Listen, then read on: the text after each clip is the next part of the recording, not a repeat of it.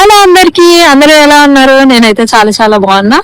నా పేరు సత్య. నేనైతే యూకేలో గ్రీన్విచ్ యూనివర్సిటీలో చదువుతున్నా. కోర్స్ వచ్చేసి గ్లోబల్ ఎంబీఏ విత్ ప్లేస్మెంట్ అన్నమాట.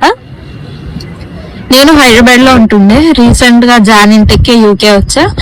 అసలు నా ఎక్స్పీరియన్సెస్ ఏంటి, నా ట్రావెల్ ఎక్స్పీరియన్స్ ఏంటి, యూకే కల్చర్ కి నా ఎక్స్పీరియన్స్ ఏంటి, వచ్చిన ఈ 3 months లో నేను ఏమేమి నేర్చుకున్నా, అసలు లోన్ మీద రావడం వర్తా కాదా, నేను ముందేమైనా కంట్రీస్ కి అప్లై చేశానా, రిజెక్షన్స్ అయ్యాయా, అప్రూవల్స్ అయ్యాయా, లేదంటే ఇది డబుల్ మాస్టర్సా, లేదు అంటే అసలు యూకే లో ఒక్కొక్క యూనివర్సిటీకి ఒక్కొక్క పాలసీస్ ఉంటాయి, కొన్ని వాళ్ళ రూల్స్ రెగ్యులేషన్స్ ఉంటాయి.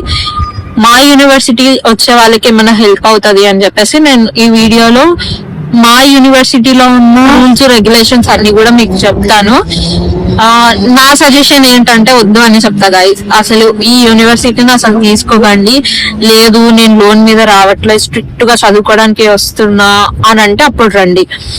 అసలు ఈ యూనివర్సిటీ అయితే బాబాయ్, నేను మీకు ఫర్దర్ వీడియోస్ లో చెప్తాను ఎందుకు అలా అంటున్నాను అని చెప్పేసి. సో యాక్చువల్ గా నేనైతే 2024 డిసెంబర్ లో యుఎస్ఐకి అప్లై చేశాను. అసలు ఆ రోజు ఎక్స్పీరియన్స్ ఎట్లా ఉండే అంటే, ఇట్లా టర్న్ అయ్యి క్యాబ్ లో వస్తుంది, వే మొత్తం బ్లాక్, ఎంత మంది జనాలు అంటే guys you don't believe me, మొత్తం ఎంబసీ అంతా ఫుల్, లోపల ఫుల్, రోడ్ మీద ఫుల్, కారు ఒక్క సింగిల్ లైన్ లో వెళ్తుందా, మొత్తం హాఫ్ కాదు మొత్తం రోడ్డు మీదనే జనాలు ఉన్నారు, మధ్యలో డివైడర్ దగ్గర ఉన్నారు, ఆ రోడ్ లో ఉన్నారు, హెల్లా ఉండే. నాకన్నా ముందు వెళ్ళిన వాళ్ళందరూ రిజెక్షన్ స్లిప్స్ పట్టుకొని వస్తున్నారు అనమాట. 100 members వెళ్తే దాంట్లో 5 members కి అప్రూవల్ ఉంది. అంటే మీరు రేషియో ఎలా ఉందో ఇంకా మీ ఊహకే వదిలేస్తున్నా.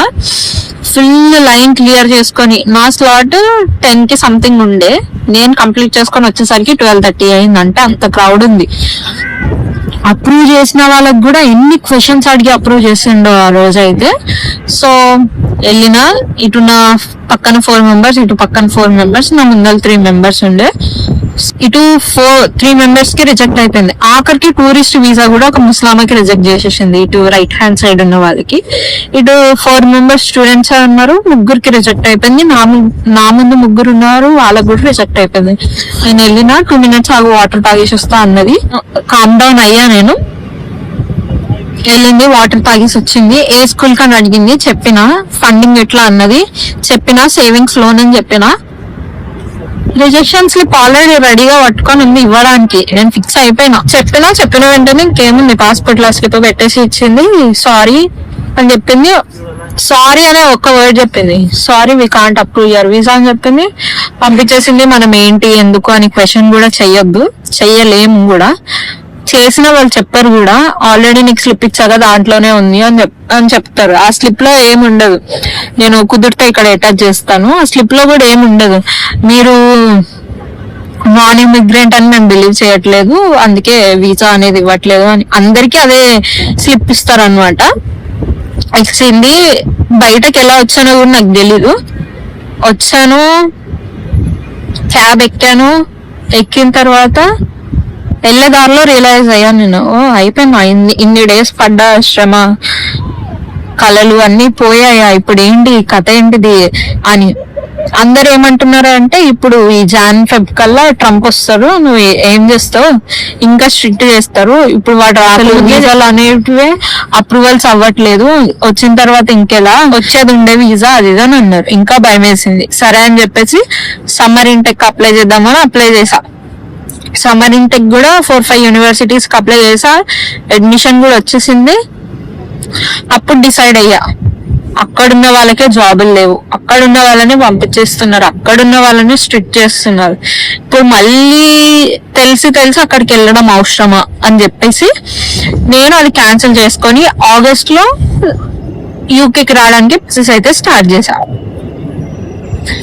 అయితే మొత్తం హెడ్ఫోర్డ్షైర్ కి అప్లై చేసా, ఇంకా గ్రీన్విచ్, కోవెంట్రీ ఈ 3 వాటికి అప్లై చేసాం. ఆఫర్ లెటర్ వచ్చింది. హెడ్ఫోర్డ్షైర్ కి వెళ్దామని అనుకున్నా. లోన్ అయితే ఇన్క్రెడ్ లో మాత్రం అస్సలు తీసుకోకండి, అస్సలు ఇన్క్రెడ్ లో తీసుకోకండి. నేనైతే ఇన్క్రెడ్ లోనే తీసుకున్నా. వాళ్ళు చుక్కలు చూపిస్తారు, చుక్కలు చూపిస్తారు లిటరల్ గా. సో మీకు కుదిరితే క్రెడల్లా, SBI ఇలాంటి లోన్స్ కి వెళ్ళండి, అంతేగాని ఇంక్రెడ్ మాత్రం అస్సలు తీసుకోకండి. నేను చెప్తున్నా కదా, నేను ఫీ 18th కి పే చేయాలి. టైం అయిపోయింది, వాళ్ళని రిక్వెస్ట్ చేస్తా, నేను సూపర్ ప్రయారిటీ వీసా చేస్తా, అది చేస్తా, ఇది చేస్తా, ఫీ పేమెంట్ చేస్తా, అది ఇది అని అంటే, నువ్వు ఫీ పేమెంట్ చేసినా మేము డైరెక్ట్ డిఫర్ చేసిస్తాం జాన్ ఇంటేక్ కి, నీ ఇష్టం, ఫీ పేమెంట్ అయితే చెయ్యకు అది ఇదని అన్నారు. సరే అని చెప్పి ఆల్రెడీ నా దగ్గర ఆఫర్ లెటర్ గ్రీన్విచ్ రెడీగా ఉంది కదా అని చెప్పేసి 3000 pounds పే చేశాను.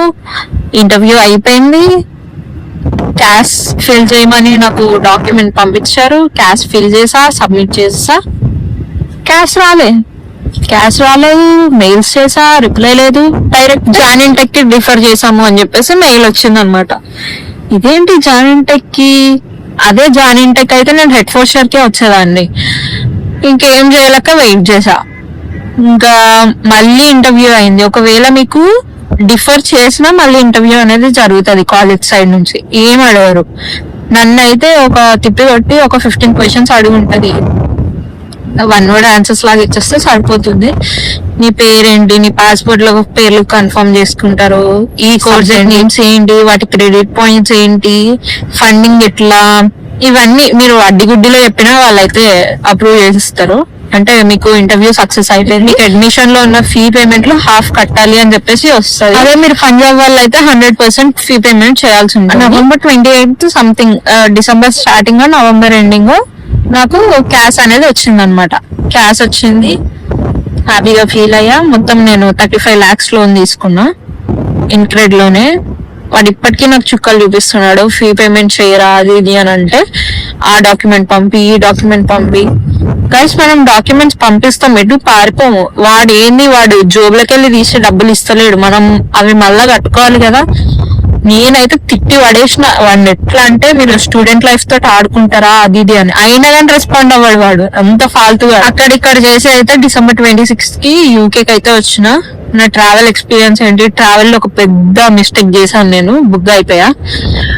ట్రావెల్ మిస్టేక్ ఏంటి, ఇక్కడికి వచ్చినాక కాలేజ్ నుంచి ఒక పాలసీ తెలిసింది, పాలసీ వాళ్ళ రూల్స్ అది తెలిసింది. అవన్నీ ఏంటి అని నెక్స్ట్ వీడియోలో డిస్కస్ చేస్తాం. సో ఈ వీడియోని మీరు ఇక్కడ వరకు చూసారు అంటే మీకు ఏదో నచ్చుంటది, లేదంటే కొంచెం నచ్చితే కొంచెమైనా ఇన్ఫర్మేషన్ దొరుకుంటది. కాబట్టి ప్లీజ్ సబ్స్క్రైబ్ బటన్ ఉంటది, సబ్స్క్రైబ్ చేసుకోండి. పక్కన బెల్ ఐకాన్ ఉంటది, దాన్ని కూడా యాక్టివేట్ చేసుకోండి. ఎందుకంటే నేను ఇలా వీడియో పెట్టగానే మీకు అలా వస్తుంది. కాబట్టి please do like, share and subscribe. Bye.